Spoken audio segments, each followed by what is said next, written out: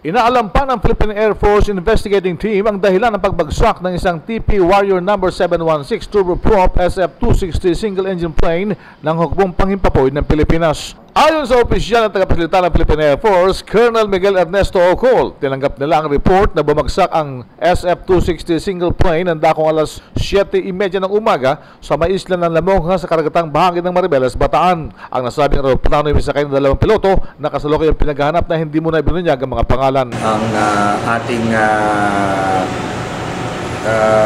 kinoconduct yung search and rescue.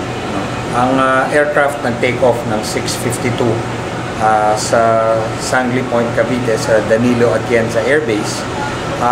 Pumunta sila sa kanilang area assignment sa may Bataan.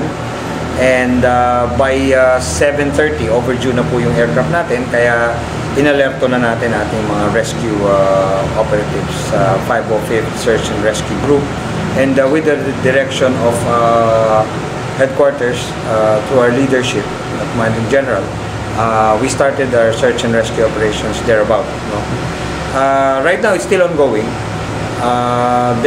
Through interagency po to, meron ding Philippine Navy, Philippine Coast Guard elements, the Surface Warfare Group ng Philippine Navy, nakipagtulungan po sa atin. So, we're hoping that we will be able to get some progress.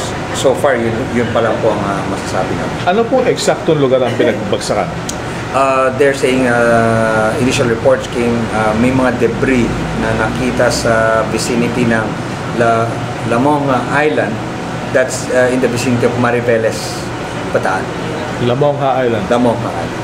Wala pang report, nakapag-radyo ba sila na mawala? No, wala po silang kung sinasabi niyo po ay nakapag-mayday or any distress signal, wala po. Ang aeroplano ay nag-take off sa Sangley Point, Cavite ng dakong alas 6:52 ng umaga at nagsasagawa umano ng proficiency flight sa bahagi ng Corregidor Sangley Point at Bataan nang ito'y sumobra na sa kanilang flying hour, kaya agad na nagpalabas ng rescue team ang hukbong panghimpapawid, paliwanag ni Colonel Miguel Ernesto Ocol sa Villamor Air Base sa Pasay City. Yan ang RH News. RH 911 Bing Pormento, naglilingkod sa pagbabalita.